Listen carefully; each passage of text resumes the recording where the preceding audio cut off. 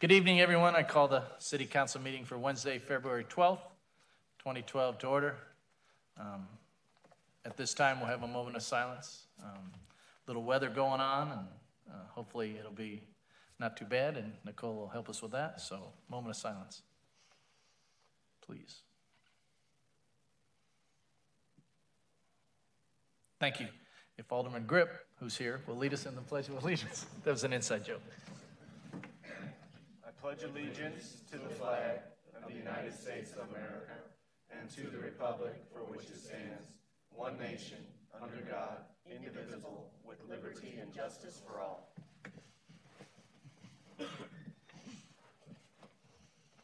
Thank you, everyone. Thank you, Alderman Grip. Brian, if you please call the roll. Dunn. Here. Dorman. Here. Lee. McGinnis. Here. Lee. Grip. Here. Condon. Here. Peacock. Here. Dickman. Here. Jobson. Here. And Ambrose. Are you here? 10 present, Your Honor. Oh. Thank you. We're trying, just so everyone knows, we have a IT communication thing for Alderwoman Lee to answer it. We're going to see how this works. Hello? Are you there? Yes, I'm here. Okay. Very good. All right. Thank you. So I'll call on Alderwoman McGinnis and Alderman Grip to kind of keep Alderwoman Lee informed. We'll see how this goes. Thank you, everyone, for your patience. All right. As we begin the meeting of the City Council, I again want to welcome everyone in attendance and those who are viewing on our computer or mobile devices. Of course, we respectfully welcome your comments and opinions. Please know you're sharing them with everyone in Davenport and the surrounding area.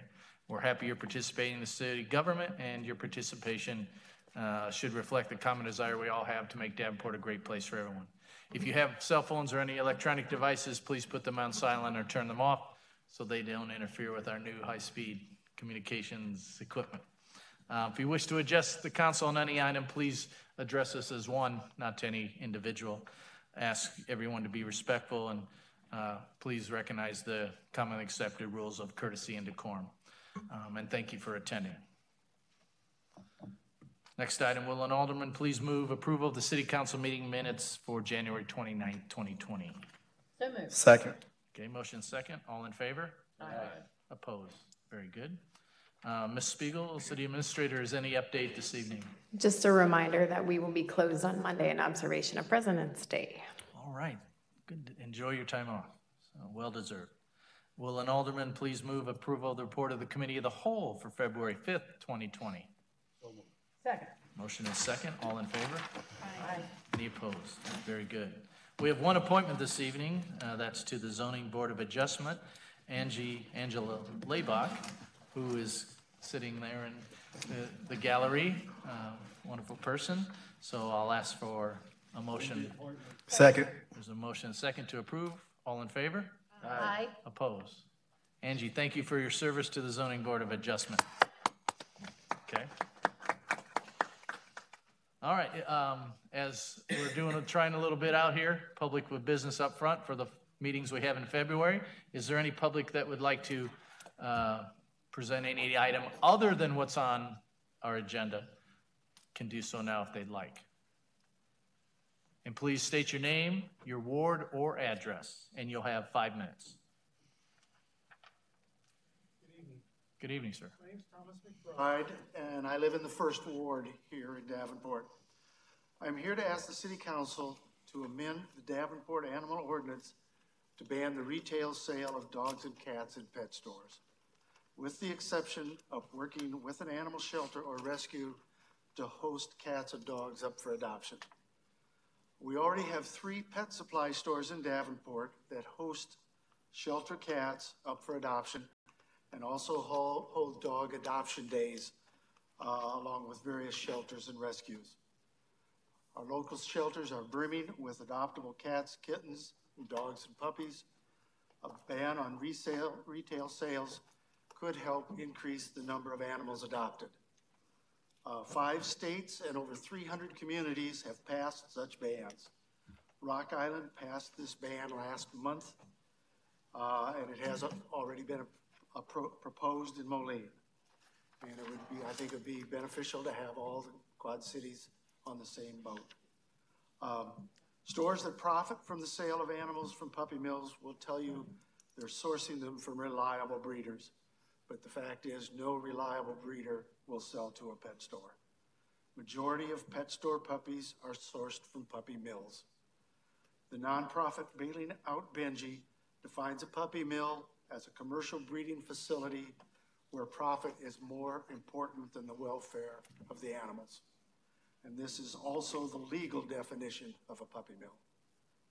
In communities where pet stores have not followed the humane pet store model, and these human pet store ordinances are enacted, the ordinances are not designed to put pet stores out of business. The goal is to encourage the businesses to phase out live puppy and kitten selling practices and instead to become profitable selling pet supplies like many other stores do successfully. It is important to note that humane pet store ordinances focus on pet stores and do not impact people wanting to buy directly from a breeder. If you decide to buy a puppy, most important things to do are research on the breeder and meet the parents of the puppies you're considering buying. I'm leaving everyone with a copy of a newspaper article about a situation that happened in a pet store in Pennsylvania with an Iowa connection. This is indicative of what often happens in pet stores around the country.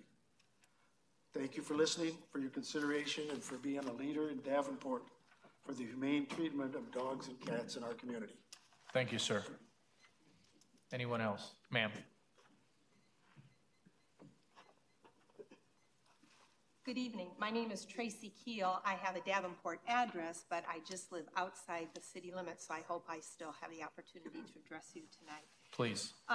The production of large quantities of puppies for the retail market begins in high-volume commercial dog breeding facilities across the country.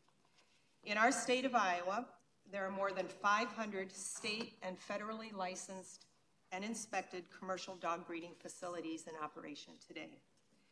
However, the conditions of those facilities, the care of the adult production dogs, and the handling of the 8-week-old pups, along with the shipping, often over hundreds of miles and many days, from kennel to broker to retail outlet, results in health problems for the puppies and the people interested in purchasing them. I learned between 2016 and 2018 of an outbreak of disease-resistant Campylobacter jejuni, which was linked to multiple people who had contact with pet store puppies. In one of the larger outbreaks during this time, the CDC identified 39 people in 7 states, 9 of which people needed hospitalization, had been infected by puppies linked to Petland stores. And Petland is one of the largest retail handlers of puppies in the country. As recently as December 2019, the CDC again issued information about another Campylobacter outbreak impacting 3 people in 12 states, again traced back to Petland. And in May 2019, canine brucellosis, which is transmissible to humans, was discovered at a small dog commercial breeding facility in Marion County, Iowa, during the auction of more than that facility's 200 breeding animals.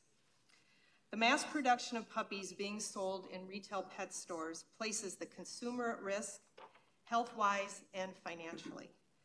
Though states like Illinois require the disclosure of the source of the puppies in retail shops, Iowa has no such requirement. In that case, the public has no real idea where their potential pet has come from. I encourage your consideration of a retail pet sale ban in Davenport for the health and safety of the consumer, the pet shop employees, and the animals. And I thank you for taking my comments tonight. Thank you, ma'am. Anyone else? Yes, ma'am. My name is Mary Johansson, and I've lived in the 1st District for more than 40 years. I am also here to ask the City Council to amend the Davenport Animal Ordinance to ban the retail sales of dogs and cats in pet stores. with the exception of working with animal shelter or rescue to host cats and dogs up for adoption. I would like to discuss the predatory lending companies that are used by retail pet stores that sell dogs and cats. The following information was sourced by Bailing Out Benji. Easy Pay Finance has interest rates between 129% to 200%. According to the Better Business Bureau, Easy Pay has 90 complaints, 56 of those are billing and collection issues. Credova has an F rating with the Better Business Bureau.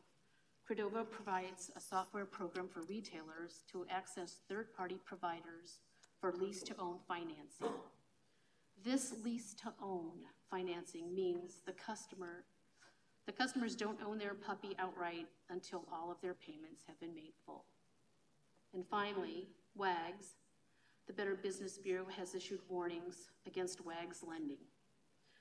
One consumer in New Jersey thought she financed a puppy, but upon receiving this contract by email, I found that it was not a sale of financing contract, but rather a lease contract. The price of the dog was $3,148. However, the end cost was $7,619.93 with a $450 purchase option at the end of the lease. At no time did she own the puppy until all of the payments were made in full.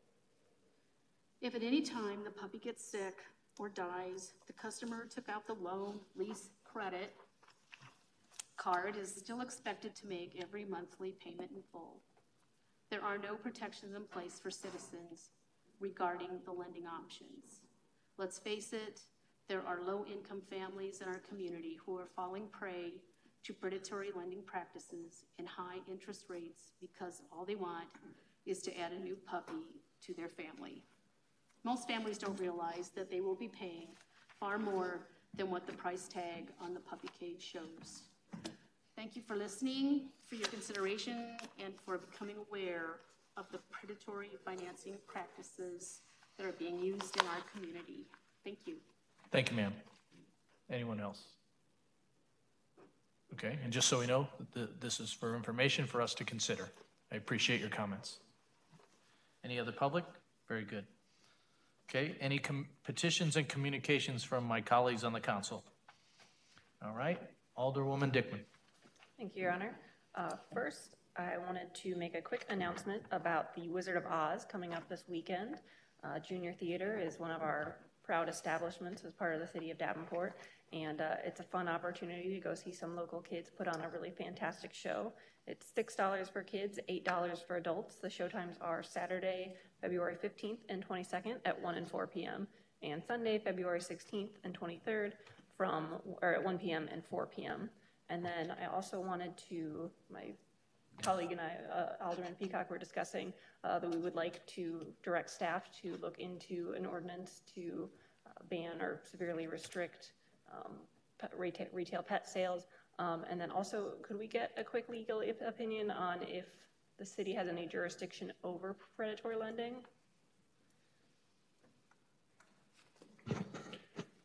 There may be a question of whether we have jurisdiction over the retail pet sale as well. I think we looked at this a couple of years ago, and there was a Iowa law passed that restricted our ability to get after that, but we'll take a look. I would encourage these individuals to talk to their state legislature, slaters also. Thank you. I understand that. I think there is a bill either somewhere floating in the House or Senate. Could we do a resolution of support or something of that nature if my colleagues are amenable to such a thing? Thank you. Thank you. Alderman Dorman.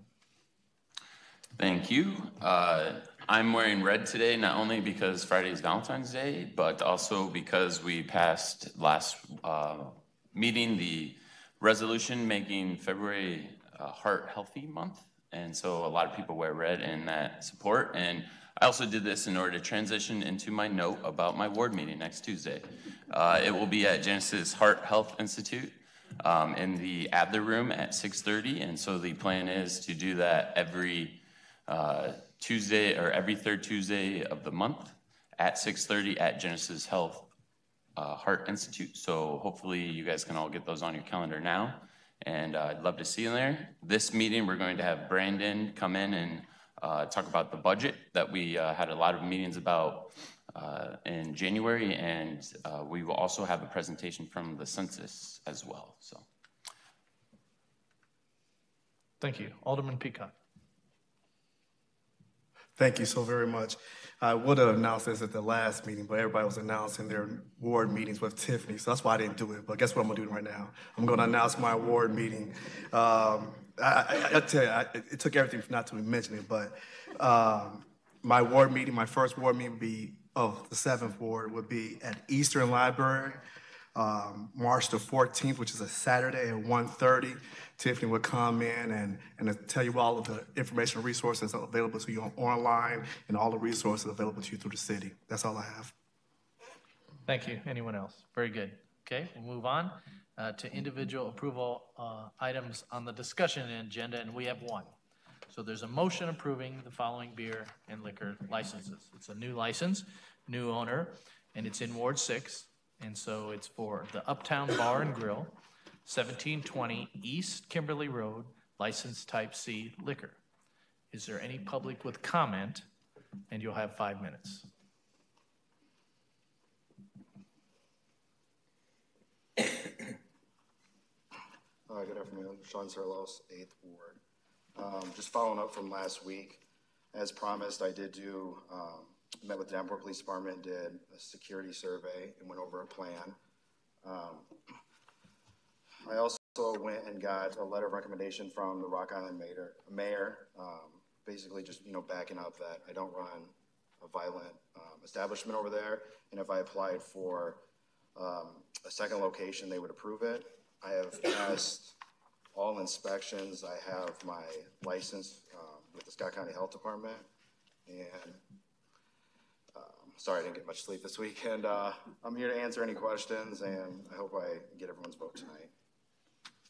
Thank you, sir. We see you're pretty close, so if someone wants to call you up, right?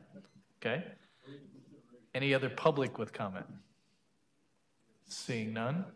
Right, but, okay. There's a motion. Is there a second? Okay, is there a motion a second? Is there any alderman that would like to discuss this? Alderman Ambrose. Thank you, Your Honor. Can we have the chief come up? I have real concerns about the owner of this establishment from the experience I've had at his past bar in my neighborhood in my ward, and that was Spartan. So, Chief, what's the police department's opinion of moving forward with a license, and can you give some reasons, please? Yeah, so as I stated last week, our recommendation as a police department and mine as your police chief is to deny it. And that's based on the past practice at Spartan's Pub.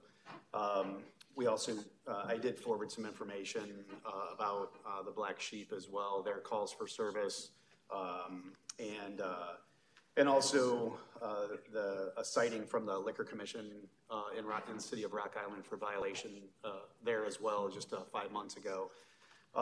So my opinion hasn't changed, and again, that's based on statistical information, factual information from the Spartan's Pub for the most part, and I do have a public safety concern if it's run anything like the Spartan's Pub was run. So do I. Thanks, Chief. And Tom, City Attorney, the challenges with liquor license with the city of Davenport and the state of Iowa as compared with the city of Rock Island, the mayor's powers in Rock Island.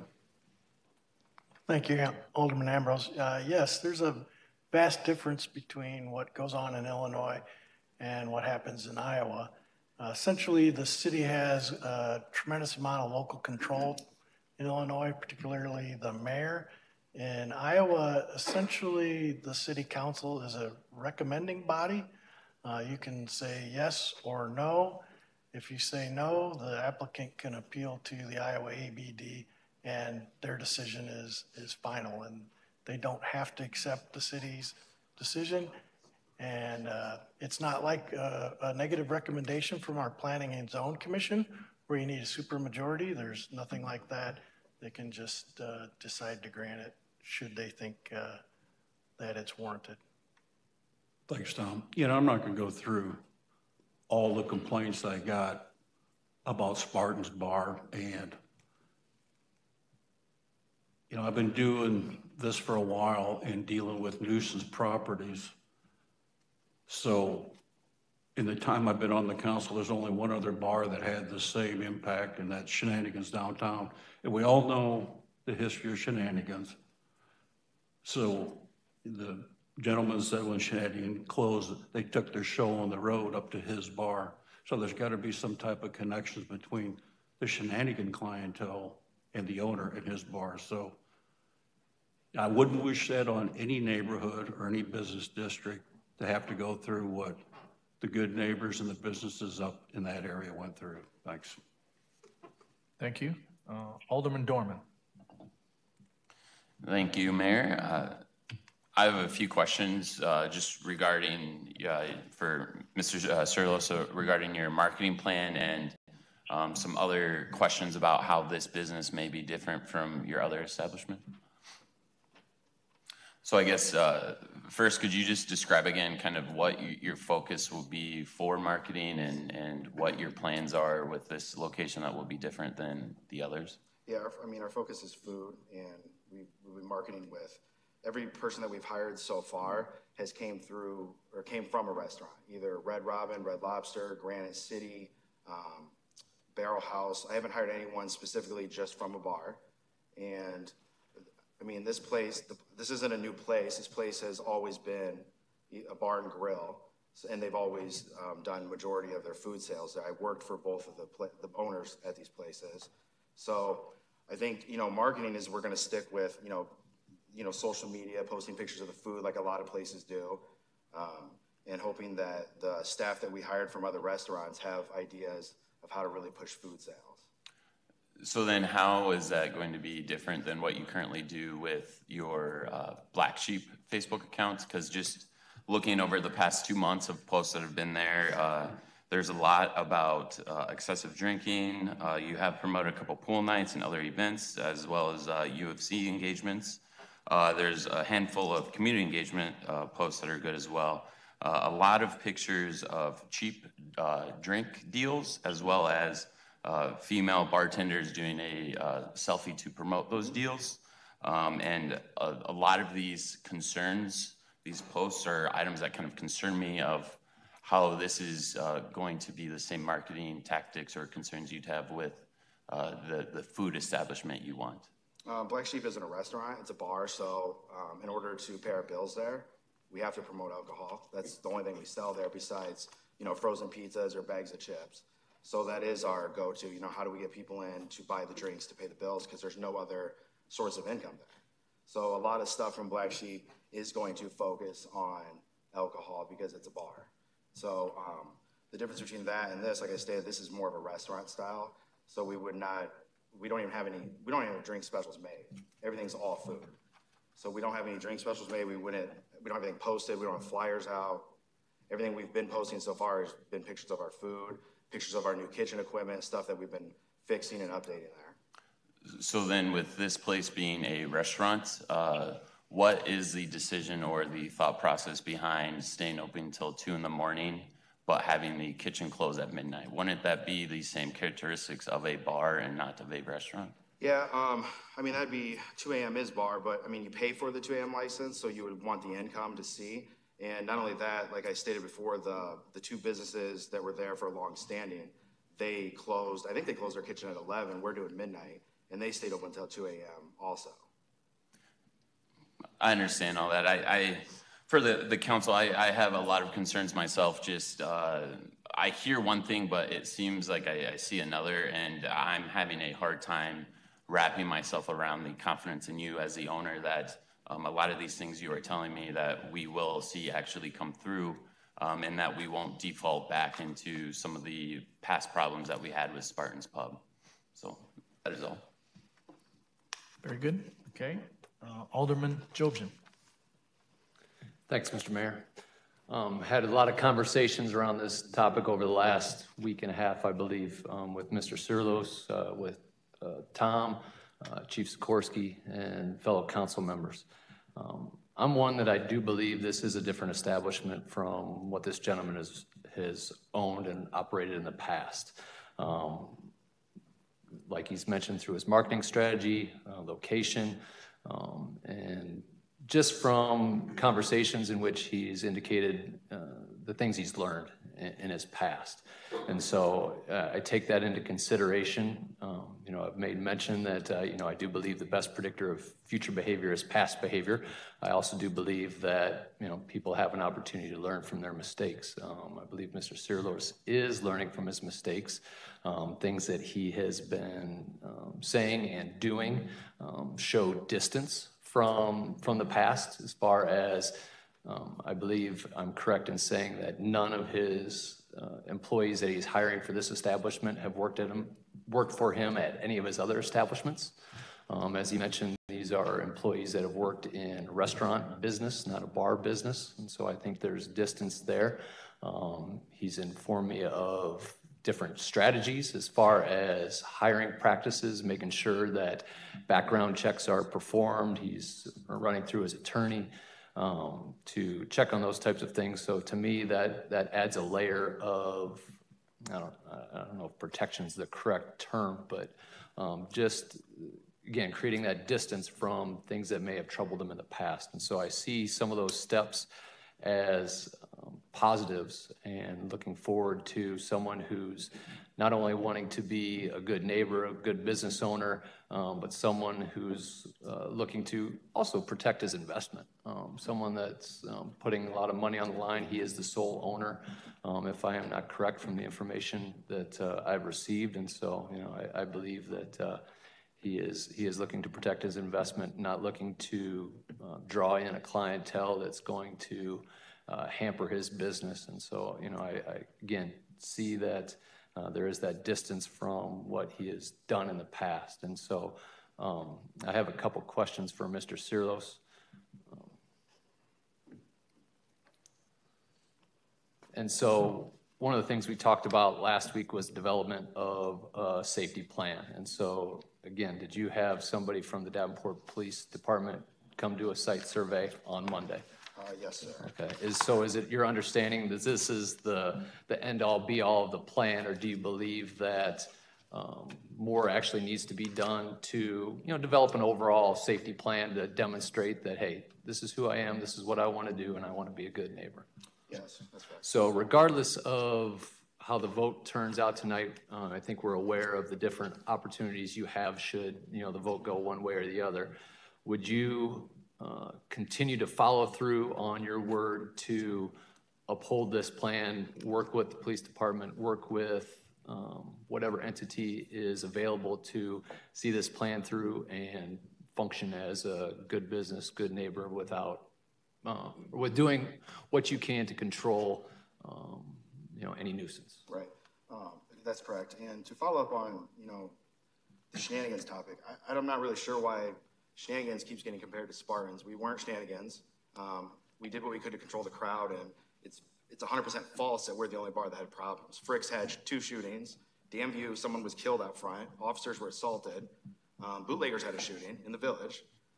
So I'm not really sure why, you know, Spartans itself is being so much compared to shenanigans. We didn't have as many issues as shenanigans, so I hate that I keep comparing it to it. And I did what I could in this place to not have these issues occurring. And if this was how I ran a place, Black Sheep would have the same issues. People would be getting assaulted. We would have police calls all the time. There's a lot of things being brought up that are kind of taken away from, this is about safety, public safety, which I am 100% for. And other things are being brought up outside of it, like liquor violations have nothing to do with the public safety. It was because insurance was being transferred, and that wasn't a fault on my end. So, I mean, to recap on that, it wasn't just Spartans having these issues. Thank you. I do have one question for Tom. I don't know if this is rhetorical or not.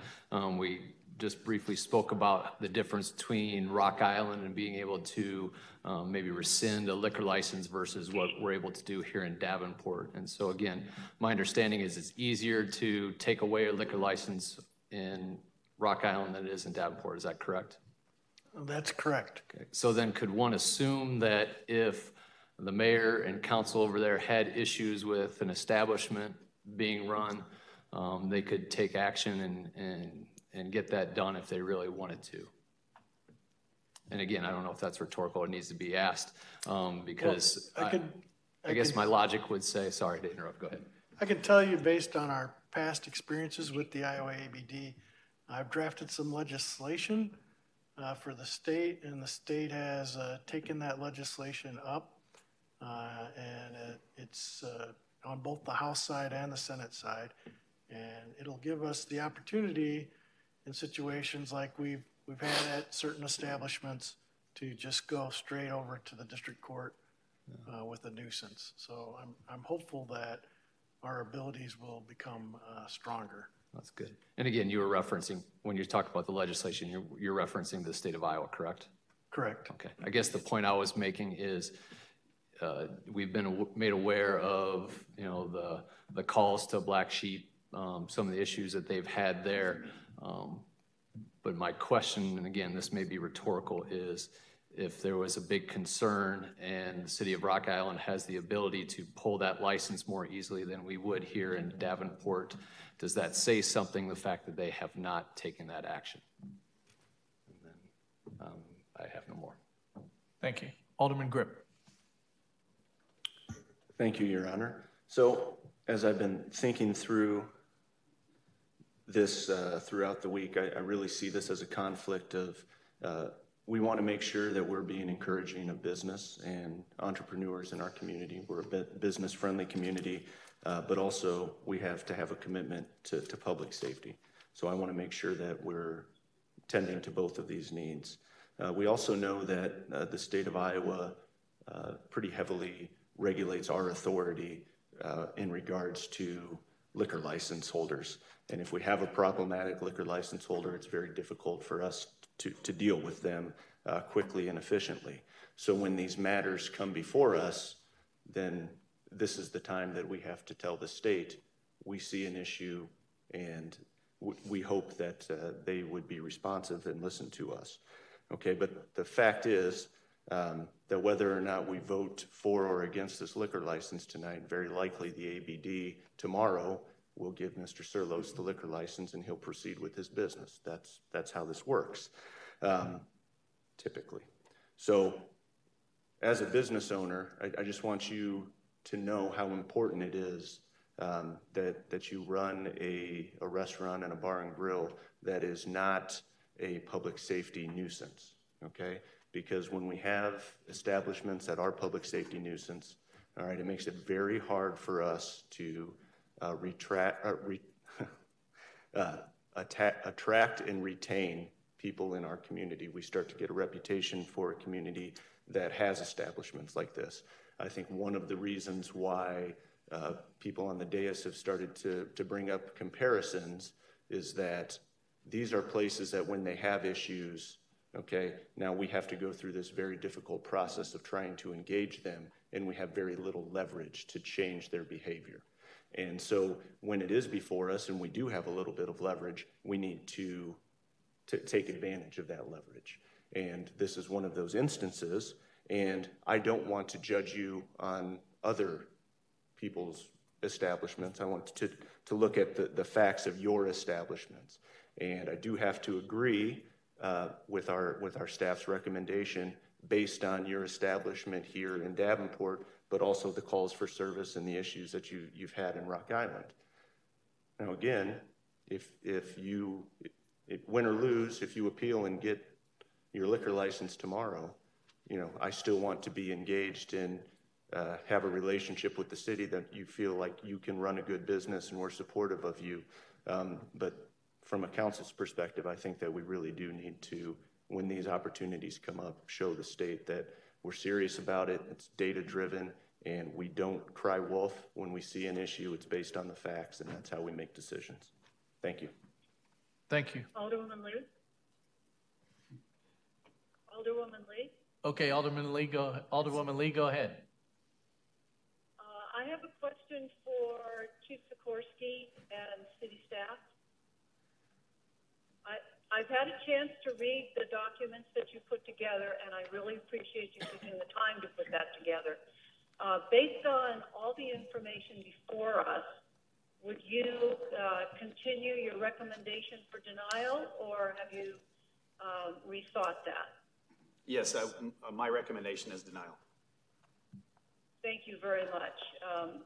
My policy tends to be the folks who have been working with this the longest and the most. I tend to listen to staff, and I appreciate the time they've put into this and the recommendation for denial. I agree with Alderman Grip, and that once we have one in there, it's very difficult to change. So thank you very much for the work you put into it, Chief. Is that all you have, Alderwoman Lee? Yes, thank you very much. Thank you. Alderman Peacock. Thank you, Mr. Mayor. I have some comments, and hopefully they come clear to everybody here about this particular situation. And I personally went to the establishment. I think that's what good leaders do. If you are engaged, you actually walk the grounds and see it for yourself what this establishment is all about. In my younger self, in college, I visited bars. I know what bars look like. Southern Illinois University of Carbondale, just a quick plug for that. But I visited and I walked the ground. It used to be Flavors restaurant. I knew the past owners. So when I walked this establishment, I clearly can see that it was a restaurant. I walked the ground. And to be honest, and I sit back and I hear a discussion, because maybe because I'm new to the council and I don't have the history of all the things that happened back with shenanigans and all this other stuff. But this is a business owner who did what we asked of him to do. He went and spoke to the police, got a safety plan, and what he did, it took the necessary steps to mitigate the issues that could occur at his establishment. Would I say this is a knee-jerk reaction to other establishments in Davenport? I'd probably say yes. But I hope that my colleagues that sit on this council say, if you was a business owner coming to Davenport, new business owner, would you want that type of backlash? Well, I'm not going to do my whole research, but I'm just based on what I know. I don't want this establishment coming to Davenport. Once again, I walked the ground. I was there. I spoke to the owner. He's not in my ward, but that's what I do. If I'm going to make a vote on something, I'm going to make sure I have all the information necessary. As good leaders, we take the whole entire information and make an informed decision. So, of course, I went to the police department myself. Hey, who makes these recommendations? Show me what's in the file that we are making these recommendations on. Okay, let me talk to the owner. Let me talk to my colleagues on my right and my left. What are they saying about it? Then you go home and make an informed decision. Once again, an informed decision. And I want to echo something my friend said to my right about Rock Island Mayor. When I see that email and it says a recommendation by the mayor of Rock Island, he has the authority to reject liquor licenses. So if he has that authority to reject liquor license and did not pull it, then that should tell you something. There's no curiosity, no clue how I'm going to vote, but I just wish my colleagues would take a second, really sit back, take an informed decision, and make the right decision. That's all I have. Thank you. Alderman Ambrose again. Thank you. Thank you, Your Honor. First off, I really don't care what the mayor of Rock Island says about a bar. I care about the city of Davenport, our neighborhoods, in our establishments that are negatively impacted by a nuisance property. Now, the owner, I've heard his statements over the years, and I'm sure the police department has heard the same thing. You know, the lawlessness that was carried out by his employees at the Spartan Bar gives me zero faith that he's going to be able to hire competent employees at any establishment. So, yeah, I'm just speaking on behalf of the good people in the 4th Ward that had to live with what was going on at the Spartan Bar, and there's no way I would support him having another liquor license in the city of Davenport. Thanks. Thank you. Alderwoman McGinnis. Thank you, Your Honor. Yes, just a couple of comments. And I want to thank Alderman Jobson for getting information and this week and passing that out. I really appreciate that. But I'd like to speak to Alderman Peacock's point. This is, it's not about the facility. I too went to Flavors. I ate at Flavors. So it is a, certainly has space for food that a bar doesn't typically have. It also has a bar. And so I would say this is not, for me, so much about the facility.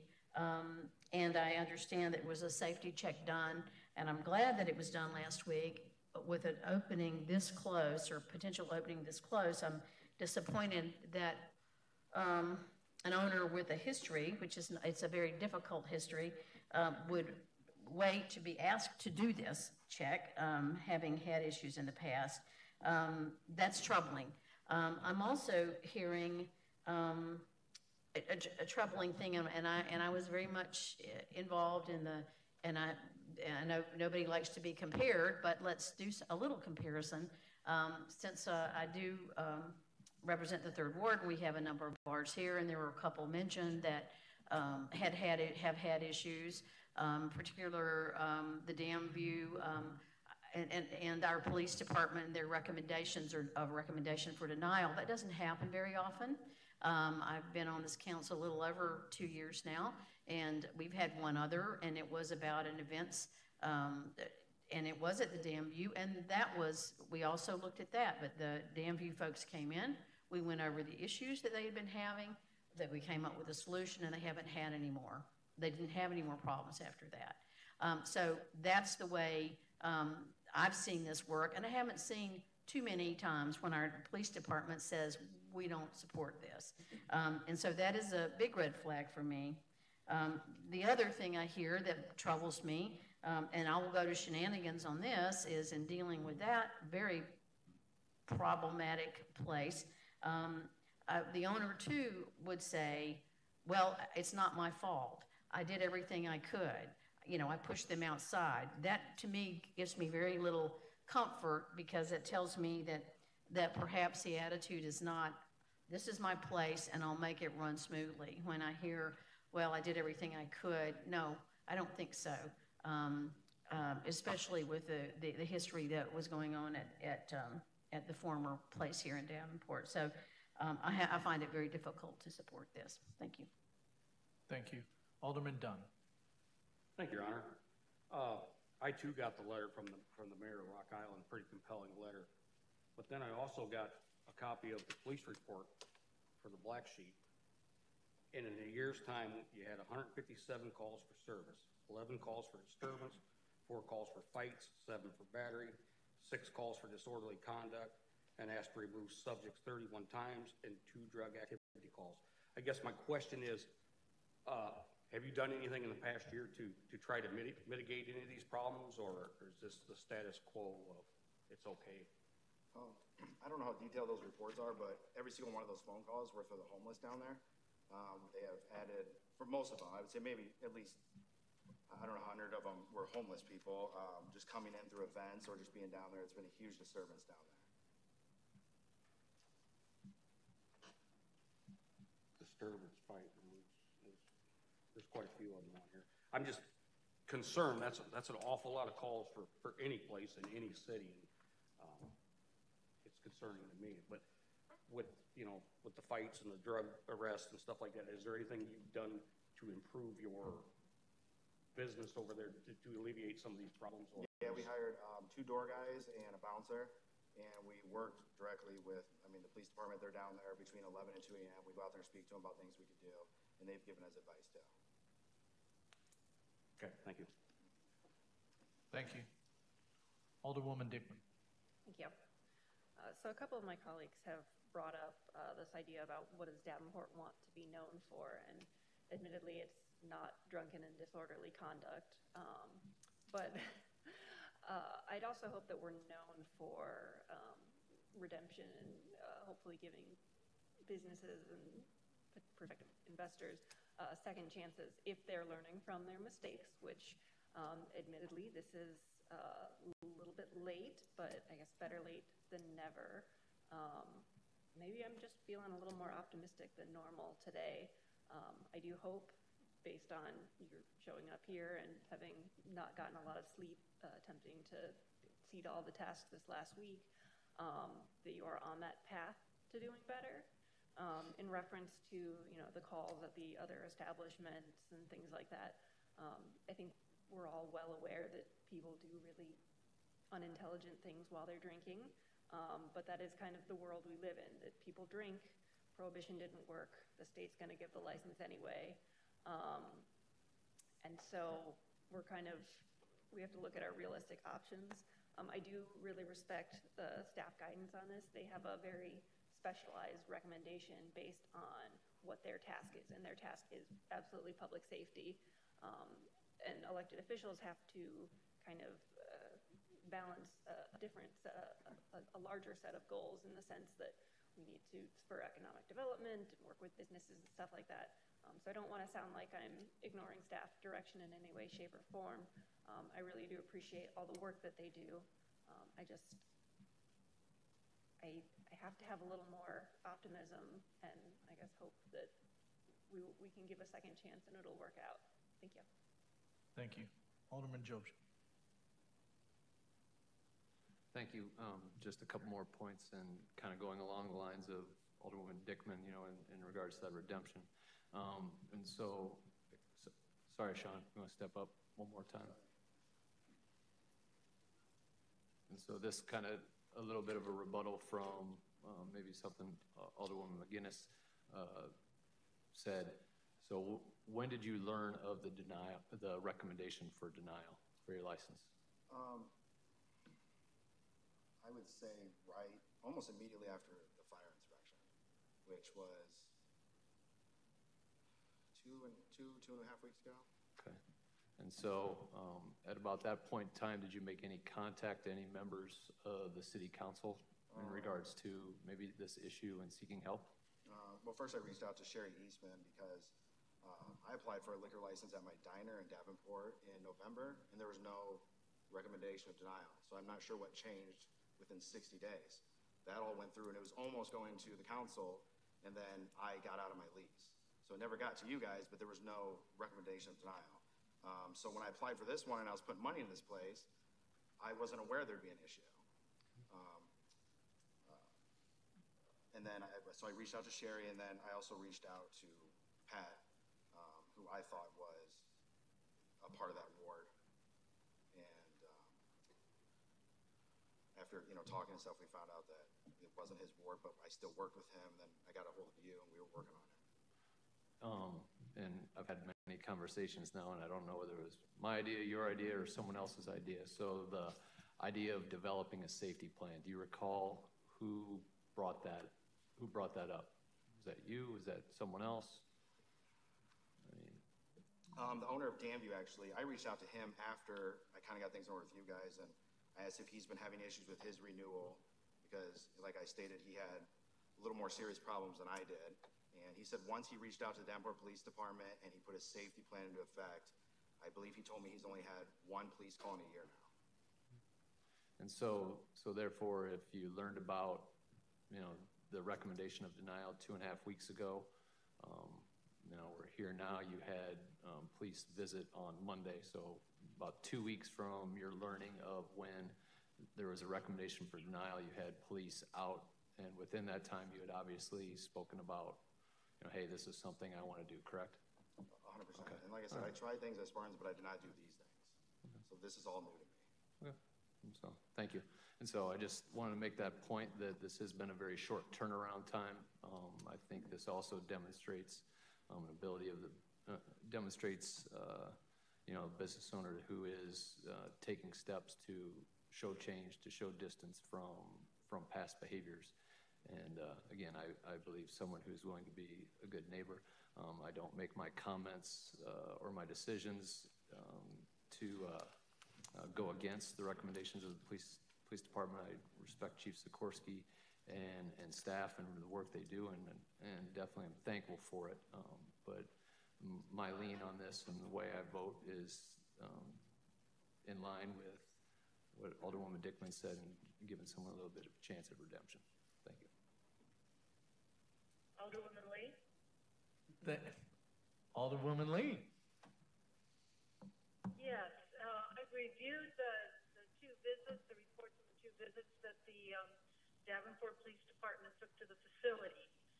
And I noticed that both of them were focused on the actual physical setup and some of the operations as it relates to that physical setup.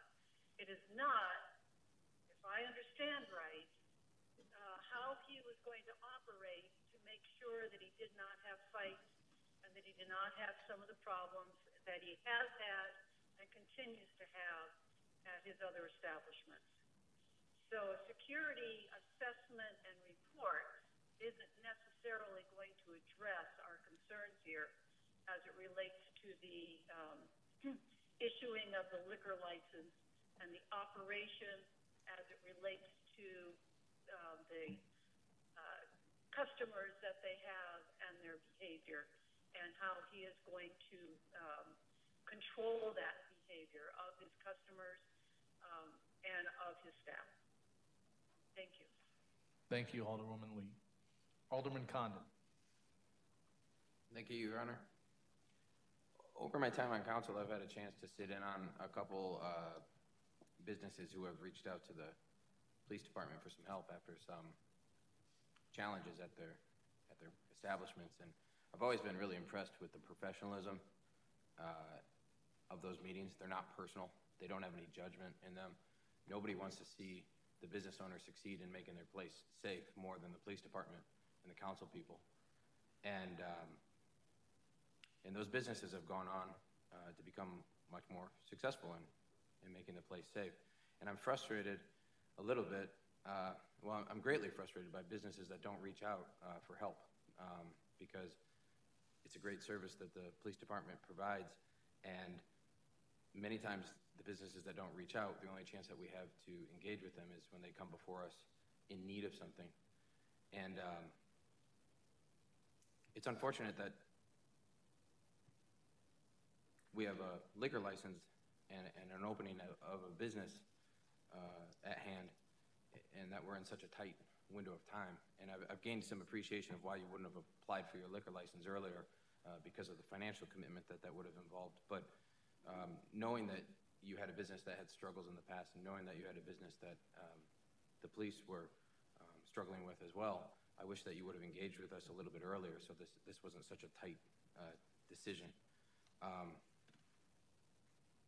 What I know is that when you go before the city and you need a favor or you need something to happen swiftly, those that have a good track record of being good partners with the city and good partners with the police department are those that have earned that benefit of the doubt, and oftentimes will get to see the side of the city that wants to be pro-business and help get things done. It's interesting that regardless of our decision here today, I think we're going to have an opportunity to work with you in the future, and I want to remind you that those businesses that came before the police department for some help were successful, and they received a lot of help, and those meetings are not personal. And this vote, whichever way it goes, is not personal, and nobody wants you to prove us wrong or me wrong more than us. So may very well get a chance to do business with you, and I hope you're very, very successful, and I hope you treat this as maybe learning point or a turning point to go knock it dead. Thank you. Alderman Dorman. Thank you, Your Honor. I believe this question would probably be best for Chief, I believe. But I was just curious, could you please give a quick summary of when someone applies for a liquor license, what happens, and then until how it gets to us at council? I don't know if staff was better for that one. I was guessing it was you, but. Yeah, you guys are probably However, better off for the whole, if you want the whole system of. Yeah, we brief, please, yeah. We could give you a very brief, because it happens well below us in the organization. But the application is made, it's done through a computerized online system. With the state of Iowa, we have a licensing clerk, Sherry Eastman, who knows a lot about the process and how to interface with the state. And she works very closely and well with the applicants, gives them information that they need. A routing goes out to the fire department, our planning zoning folks, and the police. And each one of those areas take a look and they make a recommendation for approval or denial based on the area that they have expertise in. And then it comes forward to you all with a recommendation. So then, Chief, this one I know will be for you then. So can you then talk about some of the things that you look at when you make that recommendation, and specifically is maybe business model or type of food served or even location of property? Are those things that you look at? For the most part, what we look at are the public safety things. So we look at if there's previous ownership, history with those as far as public safety goes. Same thing with owners or management that we know are going to be involved with the establishment. So obviously with a liquor license, we look at, has there been previous establishments by the same owner that had a liquor license, and what were the public safety, if any public safety concerns at those locations? So then you might not be able to answer this because it could be in the hypothetical stage, but if the application still came through for a liquor license for Mr. Serlos's Diner that he mentioned earlier, would that have been also a denial recommendation, or would have, is that simply that application was withdrawn before it came to us, and that's why that we never saw that? Yeah, I'm not aware of that one at all, so as far as I know, we didn't have a chance to take a look at that request. Okay. That is it. Thank you. Okay. Thank you, Alderman Dorman. And last one I see is Alderman Peacock. Sorry, Sean, can you come back up, please? So some of the members were talking about numbers and stats, and I'm pretty good at that stuff. But when you was up previously, you said something about a lot of those stats and calls here to the establishment was the homeless. Can you talk a little bit about that? Because I think you just cut it short. I wanted to hear more about that. Okay, so next door to the Black Sheep was an empty space, and about after a year being open, it was turned into a liquor store. And since the liquor store opened, they were selling like tall boys for $1, stuff like that. And that's why we started getting a lot of the homeless people down there drinking, because as far as, I could be wrong, but I'm almost positive there's no public intox law in Rock Island. I could be wrong. So they drink and they walk around, and if a cop comes, they ditch it real quick, and there's not much they can do besides say go. And the police have informed us to call. They call us as much as you want. You know what I mean? If I would have known that coming before a meeting and we were going by numbers of calls would affect me negatively, then maybe I wouldn't have called them. But we were told to call because they wanted them out just as bad as we do. And they actually changed the city ordinance where the liquor store, I don't know if it's all of them, but the one next to us, they cannot sell single, I don't really know how to say it, single cans anymore. It has to be multiples because of those issues. So a lot of those issues we were having were from them. I mean, the homeless people were causing issues. One of them got into a fight, and the guy got punched and fell into our patio. So, of course, it's on our property, and we have to report it. A lot of those things, like I said, were addressed, and they weren't actually inside the actual establishment itself. That's it. Thank you. Okay, see no one else. I'll just add a few comments, if I may. I've been on the council for 12 years, and I agree with some of my colleagues. The police do a great thing when they talk with folks and work with folks, and so do our other staff, because there's many parts to this, and look into it pretty detailed. And I've been struggling to think of a time where they've made such a strong recommendation of denial. I can think of one or two, but in 12 years, that just doesn't happen very often. They usually go in with the mindset, in my opinion, to work with and talk with them first before they come to an official council meeting and make that strong denial. So to me, I just asked you that in 12 years, that's a pretty serious thing, and I'm certainly, as many of you are, aware of the previous establishment that he owned. One question I may have, sir, a lot of the places around there, on Jersey Ridge, on Eastern, etc., and I think it was mentioned, close at midnight. And most of them are restaurant bar type things. And so the past midnight thing has been a concern always on council in my time here, because that is when, quite frankly, some of the things seem to pop up, lack of a better word. So I'm concerned, would you be willing to drop your time to midnight? Yes. Okay. That's all I have. So just to the council, just my comments, the history is important, and take that consideration, that recommendation with the police serious. So anybody else from council? All right, we have a motion and a second, no other discussion. Brian, please call the roll. Peacock, Yes. Dickman, Yes. Jobson, Yes. Ambrose, Dunn, Dorman, No. McGinnis, No. Lee, No. Grip, No. Condon. No. So 3 yeses and 7 noes, Your Honor. Okay, that motion fails. Okay, now we have the next item. Is there a motion for approval of all items on the consent? There's a motion and Second. Second. Roll call, please, Brian. Dickman, Yes. Jobson, Yes. Ambrose, Dunn, Yes. Dorman, Yes. McGinnis, Yes. Lee, Could you please repeat what the decision is? This is the couldn't consent hear agenda. We're voting on the consent Oh, agenda. yes. Grip, Yes. Condon, Yes. and Peacock. Yes. 10 yeses, Your Honor. Very good. Then we have one item under ordinances, other ordinances, resolutions, and motions. Is there a motion for suspension of the rules to add an item? Second and I. Roll call, please, Brian. Jobson, Yes. Ambrose, Dunn, Yes.